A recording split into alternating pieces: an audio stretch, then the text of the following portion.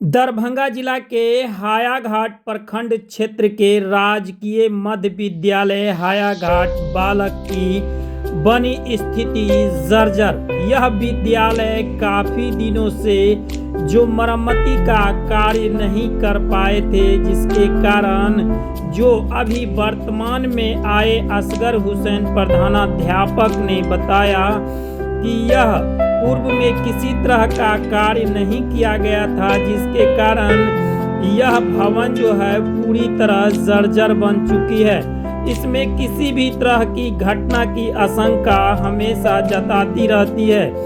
वहीं 7/2/2025 को जब क्लास चल रहा था तो वर्ग 6 के 2 बच्चों के सर पे यानी छत का चट्टा गिरने से उनका सर फूट गया। वहीं प्रधानाध्यापक ने प्रखंड शिक्षा पदाधिकारी हुआ है कराया अपने स्तर से इस भवन को कैसे गिरा हो? भवन का निर्माण कराया ताकि सर फूट गया। पढ़ाई क्या नाम हुआ तुम्हारा? वर्ग संचालन कहाँ घर हुआ? ढंग से हो सके। किस स्कूल में पढ़ते हो? अच्छा, कौन क्लास में पढ़ते हो? ये कै बजे घटना हुई है?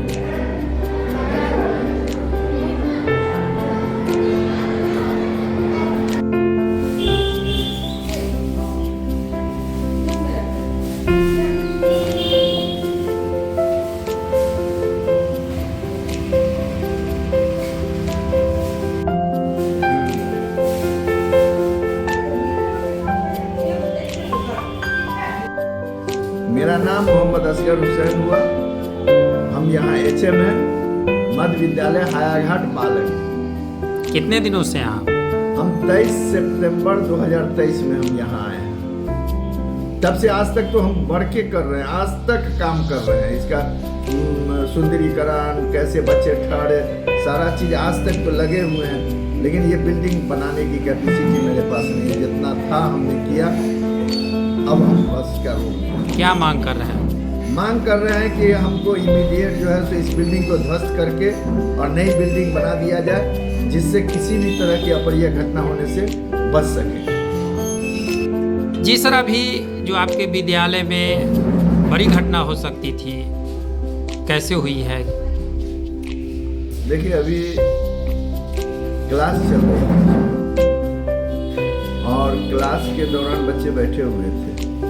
उसी क्रम में जो है तो छत पर से कुछ मलबा टूट करके गिरा बच्चे के सर पे, बदन पे, जिससे एक बच्चे का सर फट गया और एक बच्चे के पाँव में चोट है। इस तरह 2-3 बच्चे घायल हो चुके हैं। सबसे पहली बात तो ये देख लीजिए कि हम 23 सितंबर 2023 में यहाँ आए थे। उस वक्त भी बहुत बुरी हालत थी, लेकिन अपने तत्परता के तहत हमने बहुत ज़्यादा इसको संभाला, रिपेयर करवाए, सब कुछ किए, सुंदरीकरण भी किए कि कैसे बच्चे का खराब हो, कैसे बच्चे पढ़े, यहाँ रुके। लेकिन अब जो मेरी कैपेसिटी थी हम उतना ही कर सकते हैं, उससे ज़्यादा तो नहीं कर सकते हैं। ये बिल्डिंग जो है लमसम 1980 के हम ग्रामीण से जब पता किए कि भाई ये बिल्डिंग कब की बनी हुई है, तो ग्रामीण के द्वारा जो अगल बगल के लोग हैं वो बताए कि ये 1980 के लमसम में ही बिल्डिंग बनी थी। तो ये बिल्डिंग रिपेयर के लायक नहीं है। तो हम रिपेयर करवा लें, अपने डिपार्टमेंट को लिखें और वो हमको रिपेयर करके दे दे।